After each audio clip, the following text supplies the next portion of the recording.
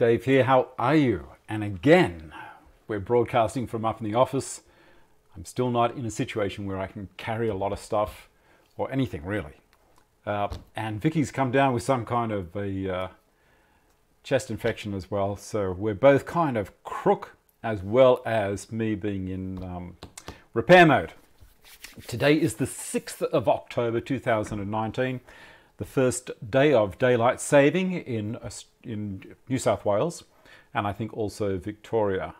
I'm not sure if South Australia jumps on board with this or not. Anyway, there we go. That's the introduction. I hope the stream is coming through well. I think it is. You'll notice that I'm sounding a little bit nasally, which hasn't been great considering what I just went through 11 days ago now. Can you believe it? Doesn't time fly? Anyway, good morning to everyone. Thank you for saying everything's good, the sound is good, all that kind of stuff, and the video is not too bad.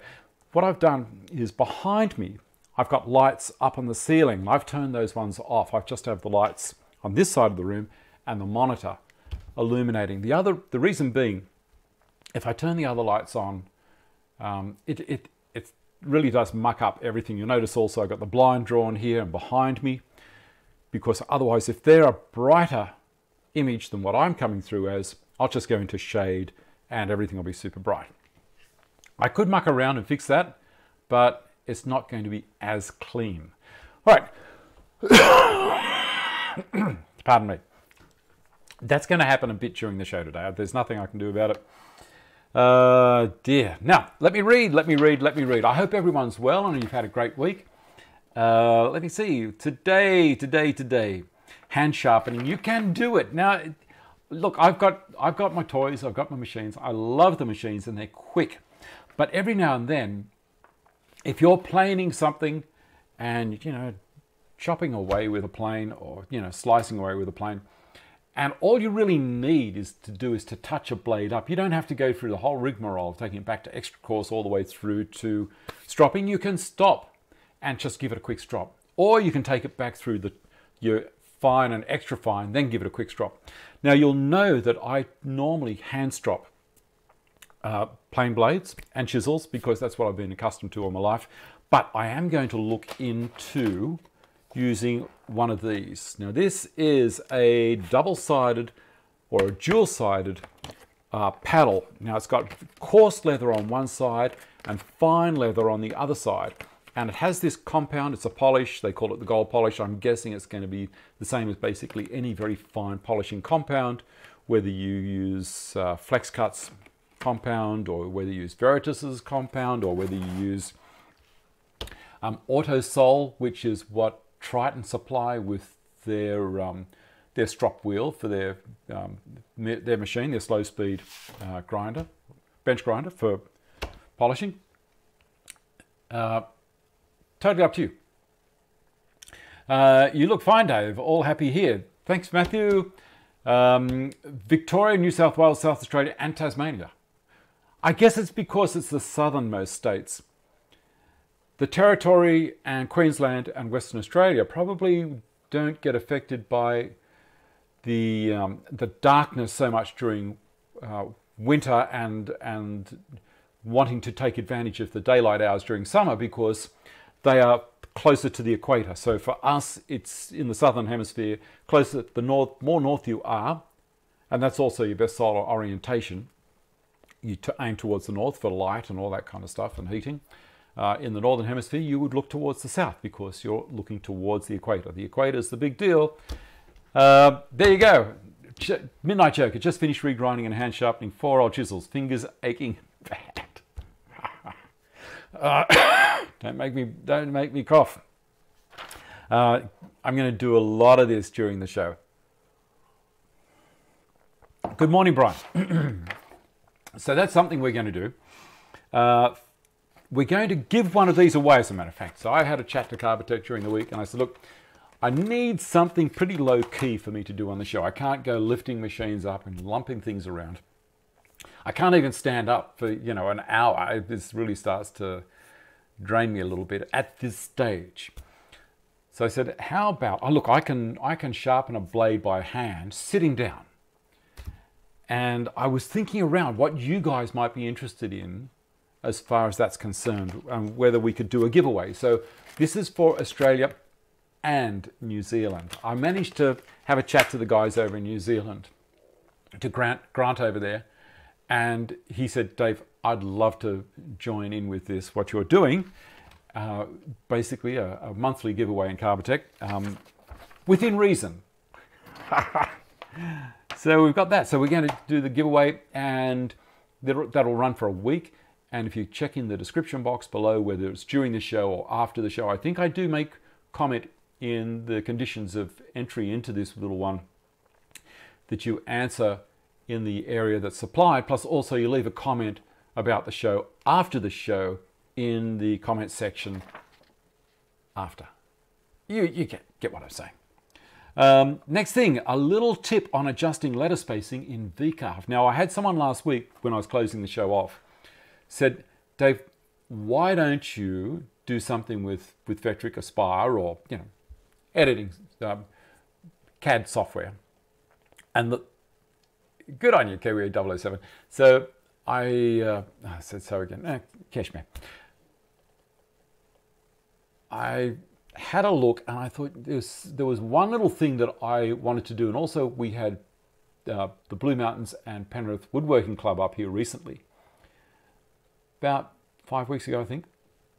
And one of the people that was here at the demonstration I was doing in my own workshop asked about, when I was writing their name, whether I could space the letters out a little bit, because you will see, I'll do a little bit of text in VCarve soon, and I'll show you in these particular instances where it might be handy to push the text away a little bit, one letter to the other, so we don't get the cutters bouncing, bleeding one letter into the next one beside it. You'll get the drift when I do it, and it's a handy little tip. It's one of these great things about being given this machine. Now, it's no secret, I was given that CNC machine, and also Vectric have given me a license, which is a trial license, but it's a lot longer than your standard 30-day. And I keep on showing people different things about it when they show me things, because basically I've got a direct line to God. I asked them a question, and Todd Bailey over there is so good. He responds by a video that might be half an hour. So he will explain it to me in detail. I will then take from those videos that he sends me and say, right, well, I think my viewers might be really interested in seeing how to do this. I will put it to you in the way that I normally describe things. And hopefully it's good enough for you to be able to pick up. Sorry, late being in my workshop unboxing my Carbotech bandsaw. Good on you, Chris. Excellent. Then the last thing is the update on my progress after the inguinal hernia repair. Now, I had no idea that so many people would be interested in this. This is a subject that I guess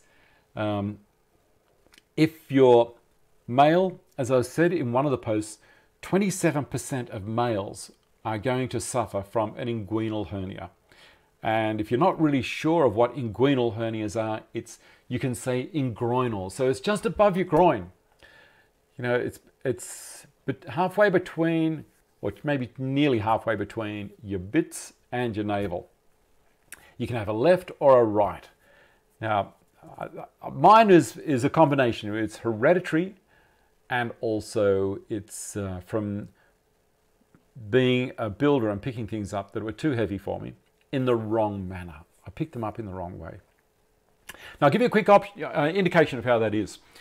If you have a pack of timber, now I often used to get packs of timber, 4x2s, 100 by 50, 90 by 45s, 2x4s, whatever you want to call them. And I'd get them 3.6 meters long. It was a very common size for me to get, so 3 and 5.4. So in Imperial, that's 12 feet and 18 feet. And they're not light, And I would often go through the pack. So I'd get a pack delivered, there might be 100 or so in the one pack. And if I'm looking for what was called plates, wall plates in construction, I would sight down them because I would want the straightest pieces of timber as possible, especially for the top plate. So this is the top of a wall frame, And this has got to be really, really straight. The bottom plate, not so much of an issue because I can pull that straight as I nail it down to the floor. So that wasn't an issue. So what I did, I used to kneel at the end of the pack and with my right hand on one end, left hand about 2 feet in. It's a little bit hard for me showing when I'm sitting down at a desk. It's easier when I'm standing up. You see more of my body so I can describe things better. But I would pick it up with my left hand. I push down on my right. So my left hand would be the pivot point. And that's no good. And my left hernia went, my left side. And so I would pick up like that and flick them out of the way until I'd found the piece of timber I was looking for. Bad move. In hindsight, I should have had someone at the other end of the pack of timber and we pick it up together and move them one to the other until we get those straight pieces, lay them out on the floor. So there you go. I think that is one of the reasons. And so for the last 20 years, if you don't want to look at this, shut your eyes. For the last 20 years, I've been wearing one of these rotten things. Now this is a hernia brace. And you wear this and it's got a little area here where you've got this thing which is a packer. So you can put it in left or right. This the right hand side didn't need one. And it's elastic and it's Velcro and you can pull it tight. And what are the horrible things about wearing this thing, apart from the fact, you know, that you look a little bit overly well endowed? As the hernia got worse, you'd have to pull this, the tension up on the elastic. And it was affecting my right leg. The nerves, you know, I'd get a twitch in it. I think it's possibly, I don't know if my sciatic nerve or there was another nerve down there, but it really did affect the way I walk. So there's spin-offs all over the joint. So I'm so glad that it got fixed. And if you want to see that, all right, here's another picture.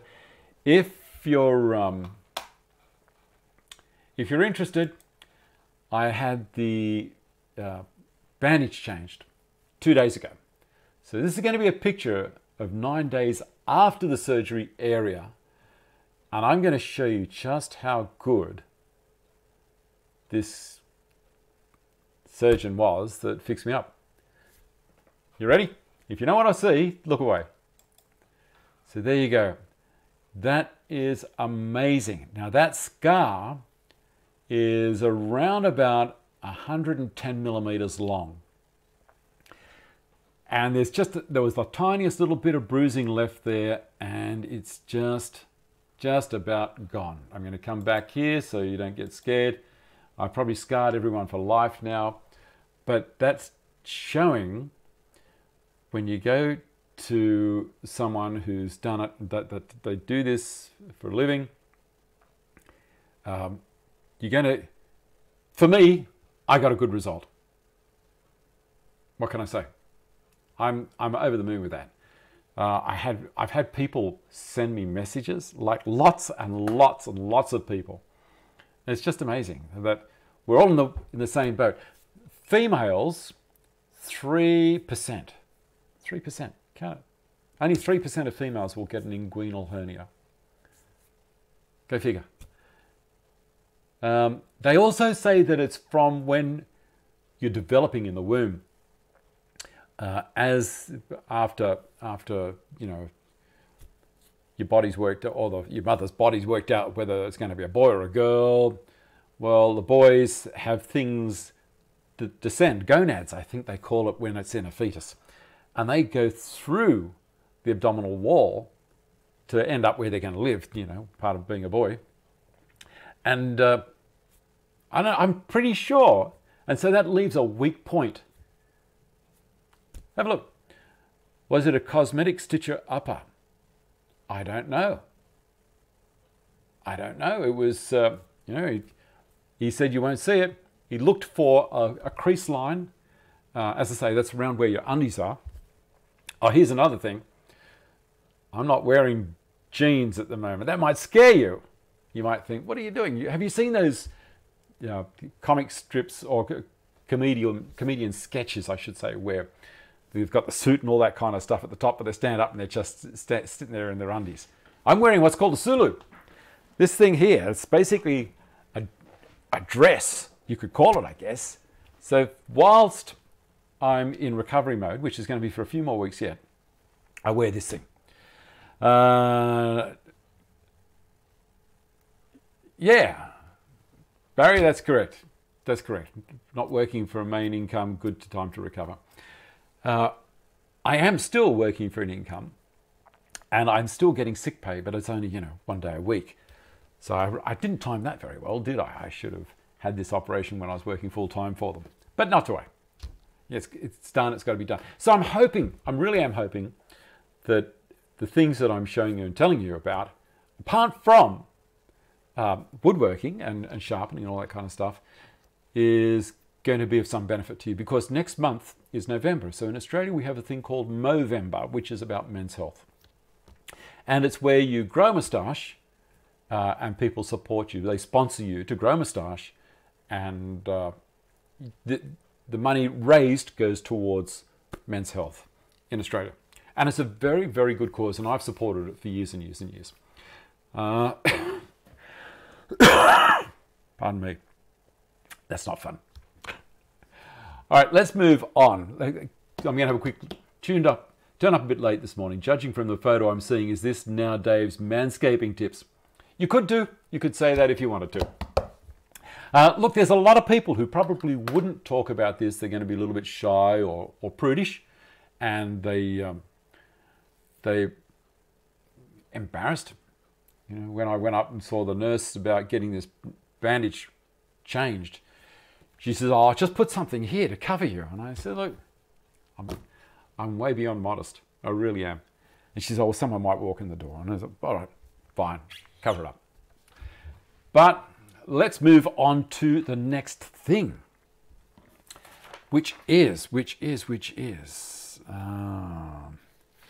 let's have a look at V-carve. I'm going to do the V-carve thing next. Now, don't forget, as I say, I've got a competition running for Australia and New Zealand. If you want to win one of these, supplied by Carbotech.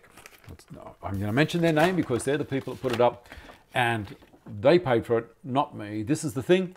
Now, I've seen these in the store for years, and I've never really known what the hell they're for. So when I get something, I research it, and then I'll show you guys about it.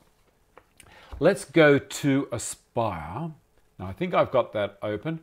I'm going to open this other one up here and do a transition. You're going to see a little bit of junk on the screen for the moment, and then it'll go to Aspire, hopefully. All right, now, can someone please let me know if you see me in one corner? I should be up in that corner over there, and the Aspire program sitting up there ready to go. I'll open up, create a new file. Whilst I'm doing this, hopefully someone will just say, yes, I can see it all. And let me have a look at all of this. This is all basic stuff. I really don't care too much about everything that's down here on this side. It's looking all right. Okay, so no one's put anything up yet. Quick coffee while I wait. Thank you very much. All good. Okay, now I've got, you can see the screen that I've got. You can see me in the corner, and you can see the comments as well. Now, V-carve, this is the draw the text. Okay, bottom my left, okay. This is where I draw text, and I've opened that up, and it tells you the size. That's 40 millimeters high, the text, which for a sign is not bad. Let's go 50 millimeters. So I'm going to back out of there and go 50. And you'll see this text box is indicating the height. So it's a good indicator as to where you are. I'm going to run at center. It's much like a Word document. You can go left alignment, center alignment, or right alignment. And it's telling me the anchor point, how far across the x-axis, and how far up the y-axis for the starting point. Now, the text is going to go out left and right of that point. So I can fix all that after if it isn't quite centered. So I'll show you how to do all of that as well. Let's see, what am I going to write here? Let's go the quick brown fox. Why not? Okay. And I'm going to say close. Small question for the morning. Should the top of the plane blade be square to the edge, or isn't too much of an issue if it's just a very small block plane? Matthew, I'll answer that in a second. If I haven't answered it, bring it back up again. But at the moment, let's just work on the text. Now see, I've got this, that is the vector basically. So if I left click away from the text, well then that vector has gone to sleep. So if I just left click and drag the mouse over it, it will wake up that whole vector. Now it's seeing it as one vector. There are ways of breaking it apart, but I don't want to at this stage. Now over here on the left-hand side, you'll see Align Selected Objects. Now I'm going to click on that. And I want to align to material. I could go left to right, or up to down, or both of them. So I'm going to click both. And there you go. It's dead center of the sign. How cool is that? This is so easy when you get the hang of it and it becomes second nature. Okay, Brian, I will. Thank you very much, and look after your foot as well. The quick brown fox. Now, you'll see I'm going to make the text large. So I push down on the scrolling wheel away from me to increase the size. And you'll see just here, that's looking a little too close for me, a little too busy. So I'm going to space the distance between the U and the I simply by going over to this button here. It says Edit Text Spacing and Curve. Forget the curve. All I know about at the moment is edit the text spacing. So I'm going to left click on that, and then I'm going to come over to here. Now, if I don't push the shift button, if I leave the thing alone, you'll notice I'm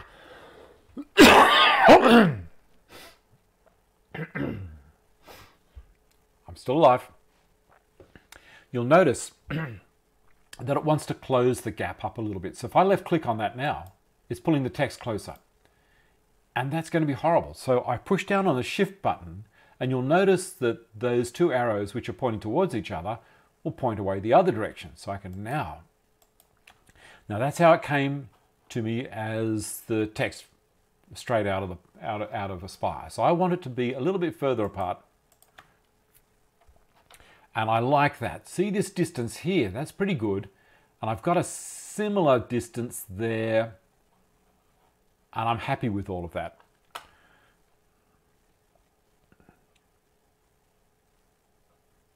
Okay, Ian, thanks, buddy. I think Peter is going to look after that. Thank you. All right, now I'm going to... Ian, you're going to miss out on the sharpening. Not to worry. I'm going to push the shift... I'm going to pull down on the scroll wheel back towards me and pull it back down. And it doesn't look too bad now. See that spacing down the bottom? Looks better, and also it's going to be good as far as the machine's concerned. Now, if you have a look over here, the W and the N, they look a little bit too close for me as well. So I'm going to scroll up and push down on the shift button one more time. Pull back on the scroll wheel, and I think I might have gone a little too far, but it's not too bad. See the distance there and the distance there. That might need to be pushed apart a bit. But if I want to pull it back one click, I do there. Yeah, I think I'm going to push it back. I like that. And here, that one, I'm going to push it apart.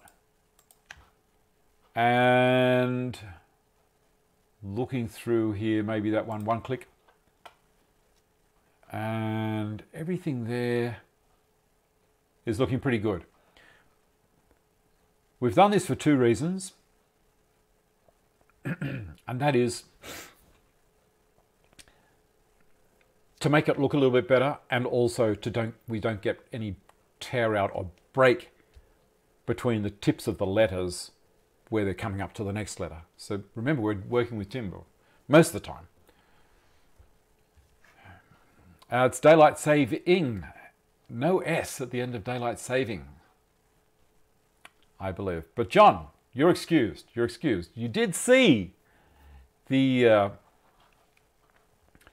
you call it letter spacing in the printing game. Well, Wayne, I hope that works. I hope it works the same kind of way as what you were expecting in the printing game. So I'm going to get out of that now, close that, say no, and we'll get out of there. And go to the main camera, back over to there, and we're here again. That was pretty. I haven't had any stuff-ups with the camera work today. Kerning, thank you. See, we're learning all the time. Everyone's learning here. This is great.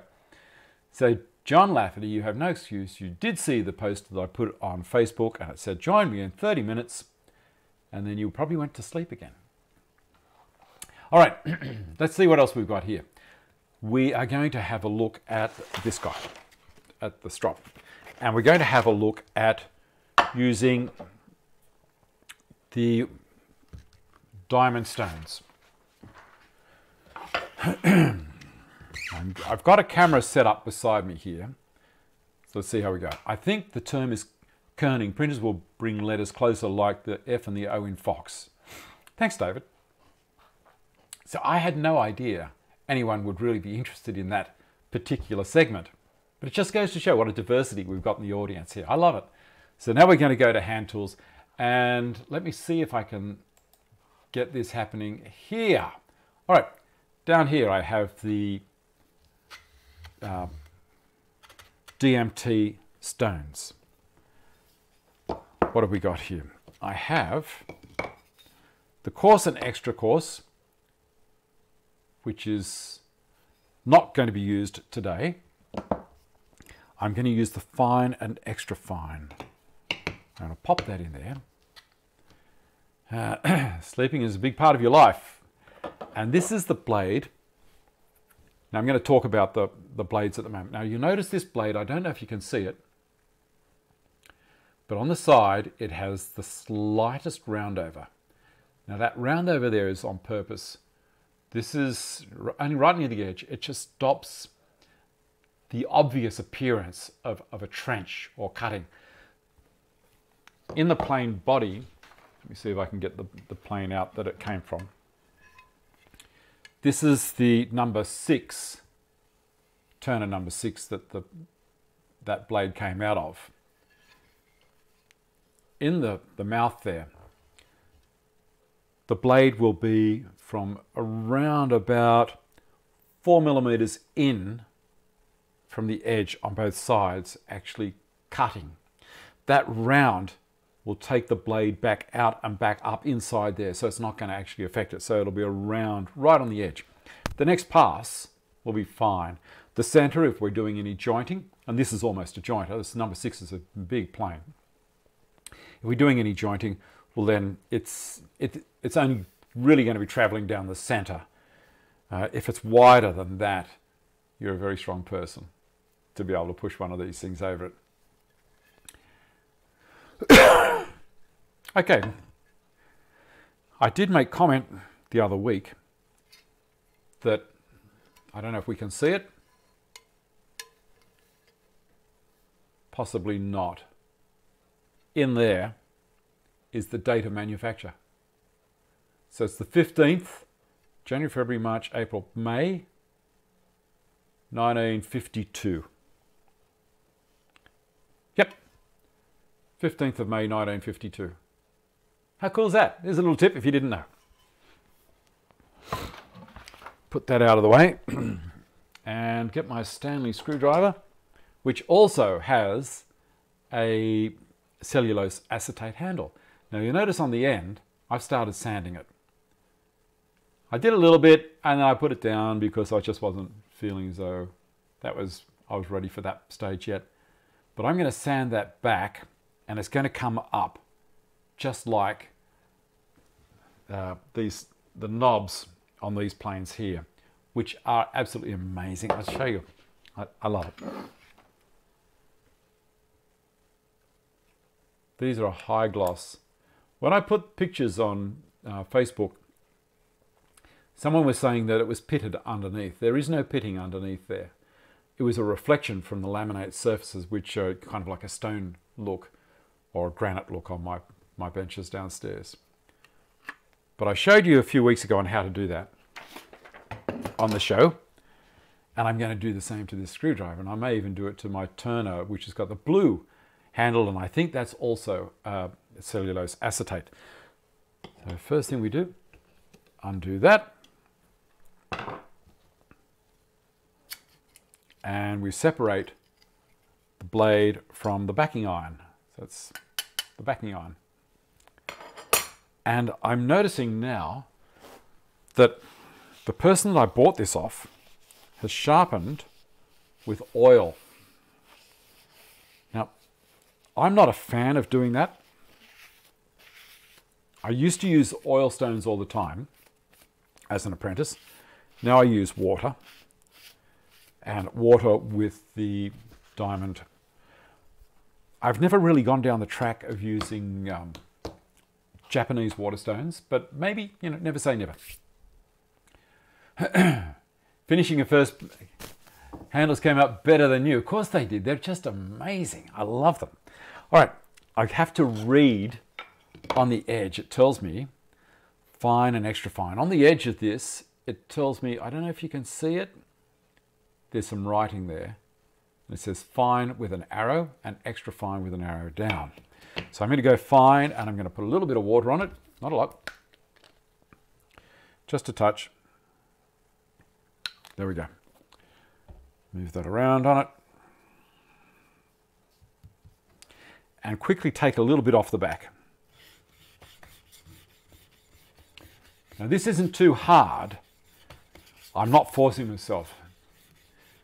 I'm just slowly running, and I haven't had a look at this from when it came in yet, so it might need more work than what I'm doing to it at the moment.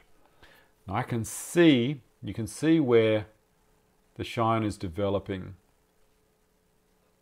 so it needs a fair bit more work. Maybe I should have started with the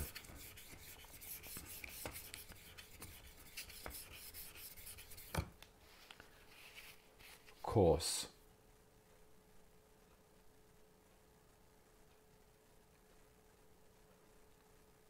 Yeah, that's going to need a fair bit more work. The one that I did on this plane, and I will take this one off to show you, this might be better to work with. This is the one that I've already sharpened. So we're going to leave that one to the side. Isn't it fun? And I'm going to show you a couple of plane restores as well. And I'm going to show you inside let me see, what's his name? James Kosherek, inside James Kosherek's workshop. Because remember last week I asked people to send in some pictures to help me out, because I'm not going to be able to do much while I'm in this condition. And James and Paul Mumford and a few other people have sent some stuff in, which is great. All right, this one here, you can see I've done a fair bit of work on, and I've got the edge right the way across there, and it's looking beautiful. And I've done the same on this side. Now this is very, very sharp. Let's give it a. I'm not going to go back down to. I'm going to go to extra fine. I don't want to negate what I've done, so I'll give it a little bit of a touch here on the extra fine. And the main thing is to use all of the stone. Turn it around. Use the other end as well. The last thing you want with any stone is to have a high spot or a depression in it if you're wanting to do plain blades, because it's going to be a problem. That's coming up pretty nice. Now when we go to the strop, we're going to get it better than that. This edge here, I haven't used a jig. And I'm going to show you how I do it again. I've shown people this before, but let's go again. A little bit of water on there.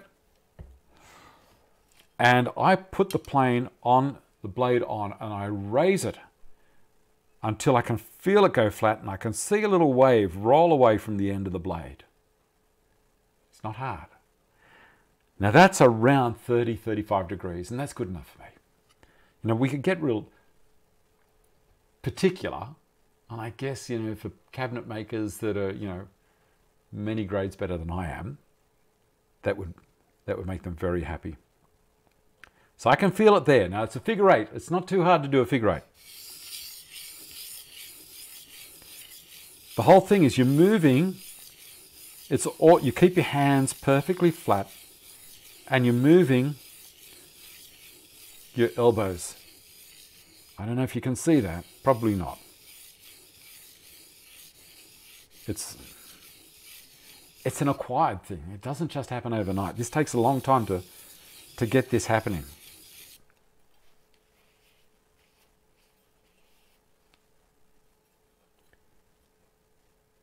I can feel the slightest burr there. See that edge? That's what's called the micro bevel. This little tip here. That shiny part.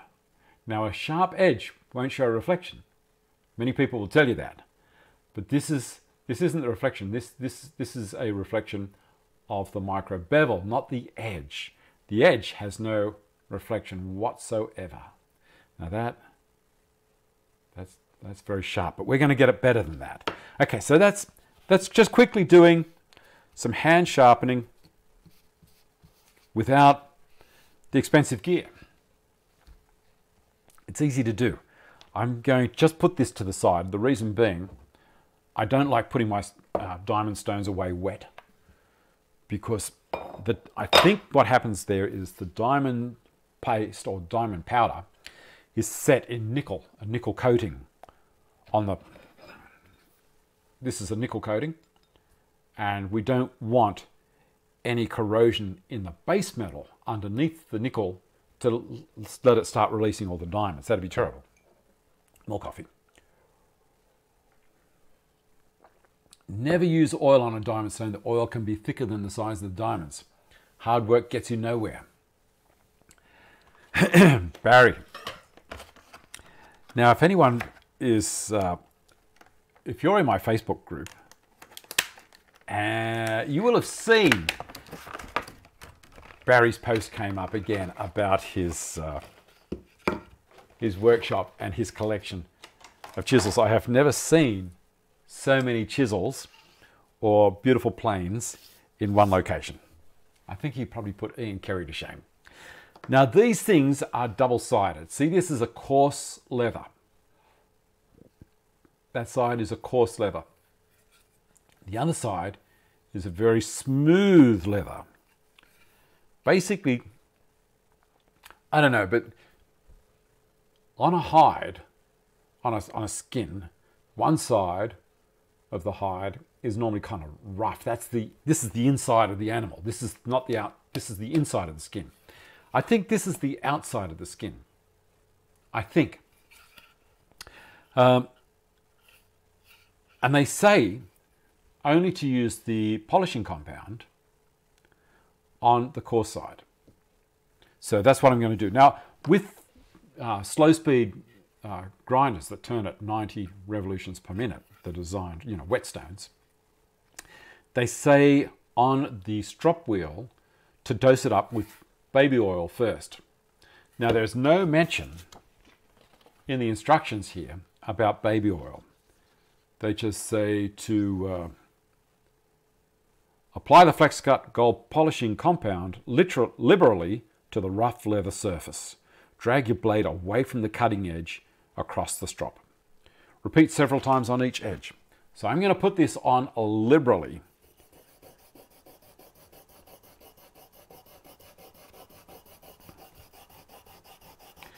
And I've also brought my my router mat, just in case I need to stop this sliding around on the bench here. Well, there's a bit that's gone on there already. What do you reckon?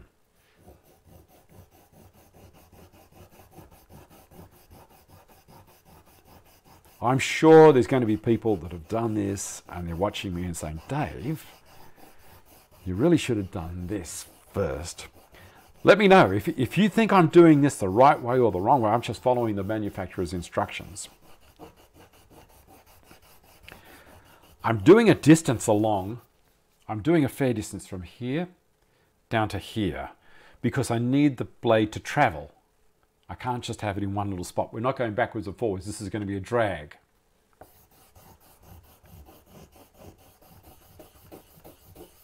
Okay, that looks all right to me. I'm going to pull the back to start.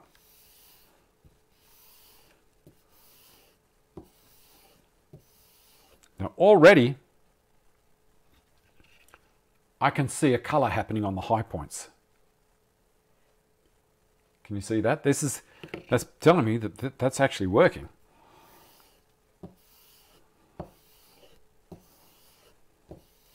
And I'm moving it around a little bit. I'm going to put some more polish on. Why not? Oh, that's looking better. Well, look at that.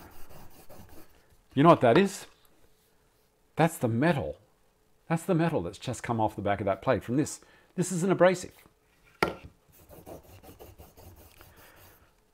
This is cool. Move that to the side and go again.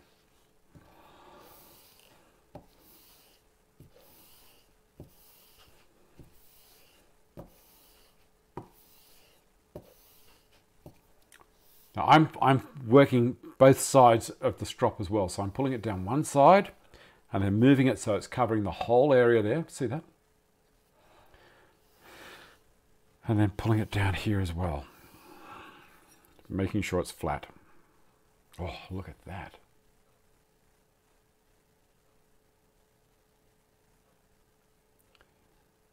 That's not looking too bad. Not looking too bad. I'm going to try the end. Now again, this is going to be a little bit harder, but I have to just work from memory as to how far up it went.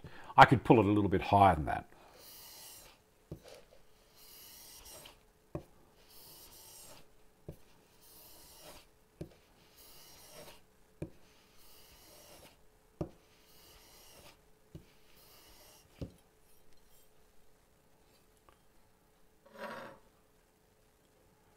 That's a glisten. Look at that. Can you see that? That's impressive. And I'm going to give it one more drag across, maybe two, over there. Now, they say to flip her over and don't put anything on this side. They say you can put stuff on it if you want to, but let's try it as per their recommendation.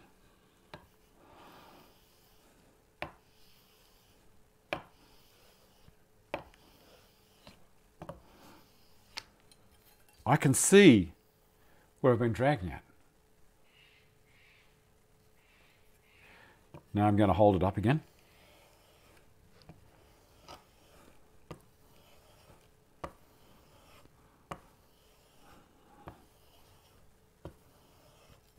And again.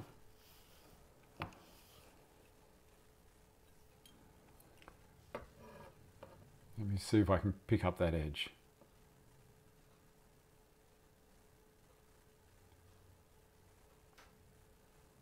What do you guys reckon?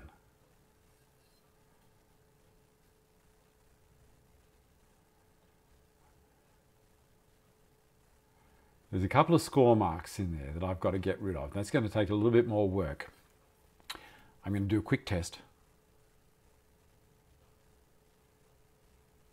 Oh, that's sharp.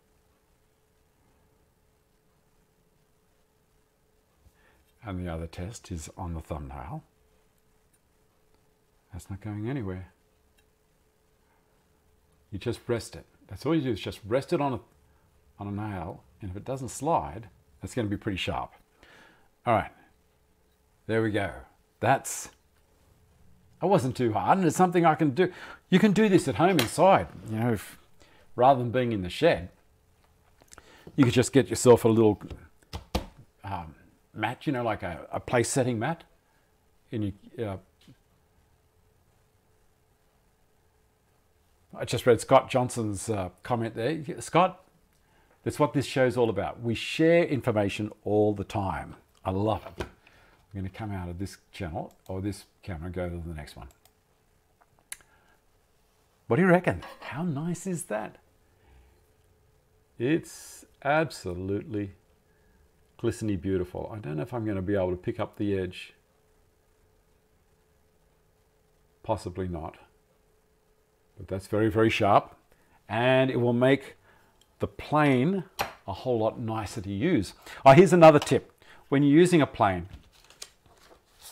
spend your time via natural light, if you can, to get the blade as thin a projection out of the mouth as possible. Don't have it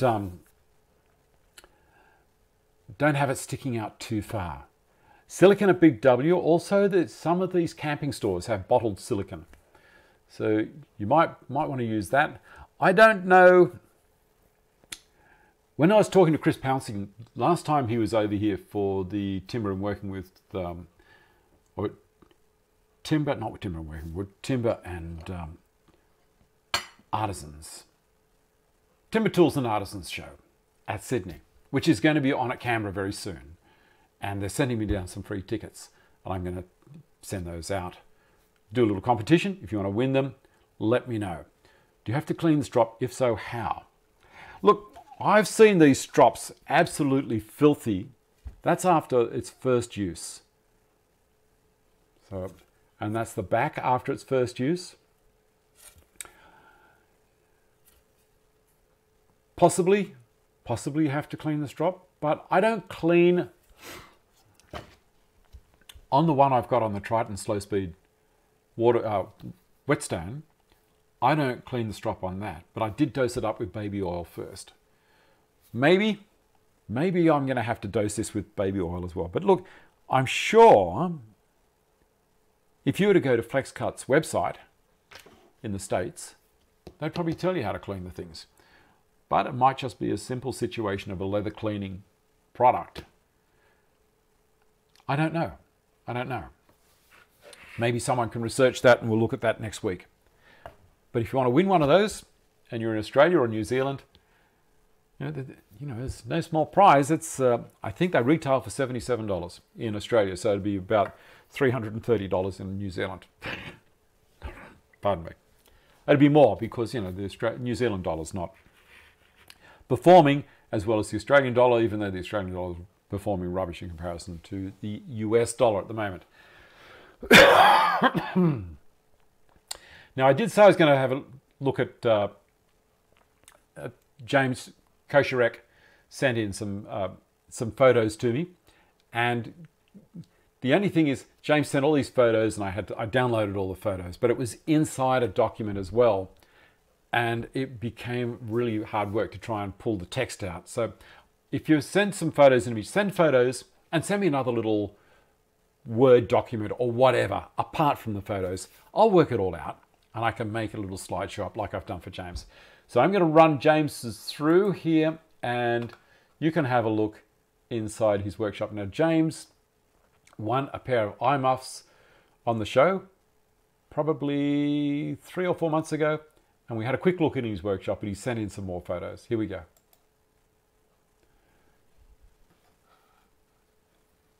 I'm hoping this is the actual slideshow. Give me a second. Is it going to transfer or not? Yeah, maybe it's not. That's all right. So I'm going to get out of that one because that's very embarrassing and come back to here. And I'm going to run Paul Mumford's hand plane restoration, and hopefully I've got the right one there. Let's see what happens. It may not as well. No, it is a slideshow.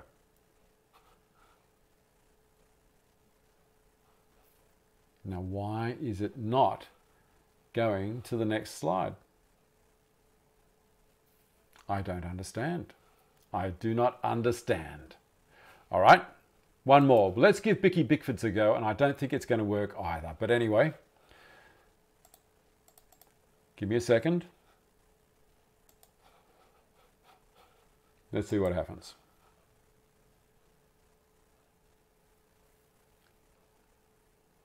Well, that is absolutely terrible. I have no idea why that's happened. I've created in this software, I've created lovely slideshows, and you know what? It says, Dave, it's not going to happen. I don't understand why it's not working, but it's decided to not work. Let's have a look. If I hit that, let's try that. Here we go. Maybe this will work. Now this is his dust extractor, and away we go. I've got it all happening. His table saw. And the next one, a little bit further out. Word is the best, please, Paul. Just photos on their own. Send photos on their own, and a little Word document or a text document. Doesn't worry me. But don't create the photos within the story. I'll do all that.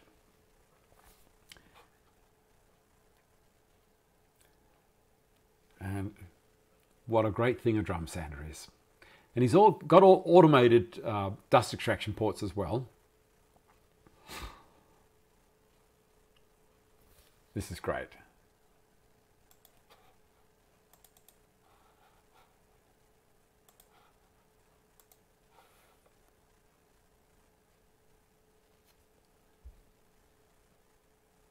Don't you love having a look at other people's workshops? I do. I think it's great.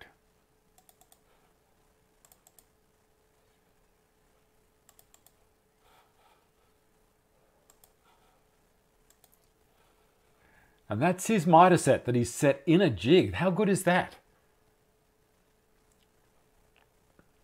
Now, if you're after miter set, have a look there. Have a look in the description box below. I have put links in, and away you go. All right, that's it. Now we're over to Paul Mumford's hand plane restoration. Before and after shots. That's before. I don't know where he found it. And that's after. What a talent. We've got some very, very clever people in here. And I think that's the last shot. Now I'm going to go over to the other side of the Pacific. This is Bicky Bickford. And Bicky's bought an old plane, and he's got a bucket full of handles and totes that he puts on them as well, I think.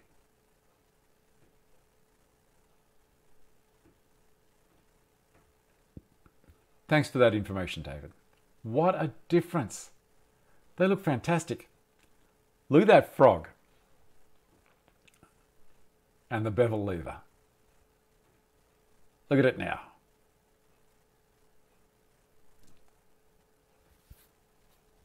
That's fantastic. Before, number 5, the handle's all smashed up at the top on that one. And after, I don't know if he's decided to do anything with the handles, or maybe he's just replaced the handles from his bucket full, and away we go. In close to the depth wheel. And the name. And there it all is fixed up again. And that's the blade. That's when it was Stanley Rule and Level Company, New Britain, Connecticut, USA. And back to me again. So look, if you find those things interesting, I love to have a look at what other people are doing with restoring things. So if you like to do a little bit of restoration, doesn't matter whether it's well, I was going to say sharpen a pencil, but that's, no, I'd probably pass on that one. But if you've got a hand tool of some sort that you've purchased and you think you might have a bit of a shot at cleaning up, could be a combination square, could be anything. Send some photos in and we'll have a look at it. It doesn't matter if it's a small scale or large scale. It's whatever is important to you. That's the main thing. As I say, I'm mucking around with this Stanley screwdriver. You can see the end. I started sanding it. And people tend to get scared of sanding acrylics or acetate. It's not hard if you use the right gear. And I'm sharing all of that. I'm going to actually do a video. I've got another Turner, number 4, coming to me. Hopefully the person I bought it from sends it. And it's an absolute mess. It's a stinker. And I bought it like that on purpose. I probably paid too much for it. But I wanted to do a video on before and after, what you can achieve. And you've just seen from those guys what's possible. My shirt's looking a bit disheveled with the microphone there. Let me see. I think I've got everything covered. Let me have a look at my run sheet. What do we got? Hand sharpen. We just did a quick hand sharpen with the with this little guy, and that's just become scary smooth. Oh, the good thing about using that is, if you're planing away, not that one because that was the rubbish one. This is the good one. You're using a plane or a chisel. You don't need to take it back to a stone every time. You don't need to take it back to a stone all the time. The angle is already there. It may just need a polish up on a strop like that, and you're good to go again. Why take all this metal off where it just might be the edge needs to be brought up keen? Could save you a few dollars. We're going to try it. Why not? That works. Oh. Careful I don't pick it up the wrong end. That was my run sheet. Only half a show today.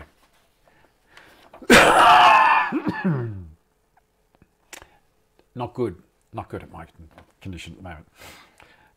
We're going to give that away. So that was one of the things. And then a little tip on adjusting the spacing in letters in VCarve, kerneling or whatever you want to call it. It's easy, and I'm sure it's going to be very similar on other programs as well.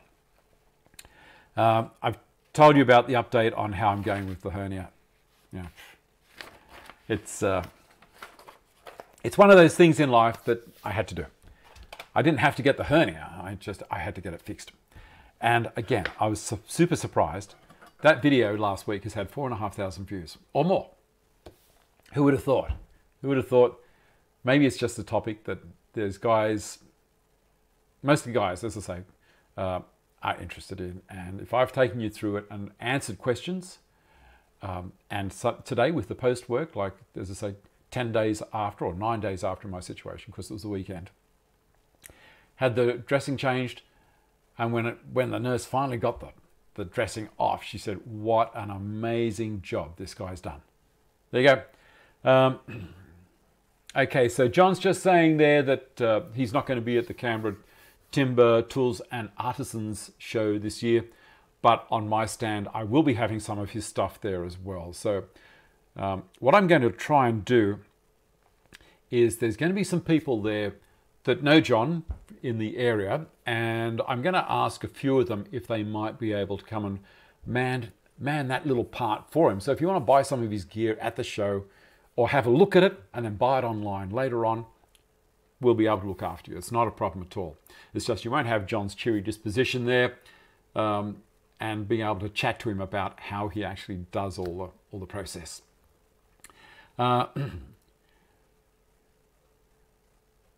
Yes. Well, what I do normally is I pull my leg right up against my chest before I cough, and it seems to work fine. I have heard of people holding on to pillows around their stomach, and that would work as well. You'll be available, Derek. Thank you very much. I thought there'd be a few people. I was thinking you'd probably be the prime candidate, but you know, we're a family. It's a group as far as I'm concerned, and we look after each other in more ways than one. So there you go. I think that's about it. All covered. Check the description box below, and keep on coming back. I hope you enjoyed the show. As I say, it's a bit lame at the moment while I'm not able to be down in the workshop and get kind of hyped up and excited about everything. But I want to try and keep it happening. And some things in here I'm sure that you probably found interesting. Anyway, I'm going to get going. I'm going to watch the Rugby League Grand Final this afternoon or tonight. Next weekend, there is a big motor racing event in Australia called the Bathurst 1000. And my show will actually start whilst that race is happening. The race runs for 6 hours. It's a huge thing. I'm going to try to see if I can find some way of having it in the corner of the stream at the same time while I'm broadcasting. We'll see what happens. I don't have any kind of private paid affairs. It'll be probably free to wear through Channel 10 or something like that. I might be able to try and sneak it up in the corner. We'll see what happens. Anyway, look after yourselves, guys. Be nice to each other. I'm trying to see if I can come down to here and find this part. Be nice to each other. Look after yourself, and I shall see you next week.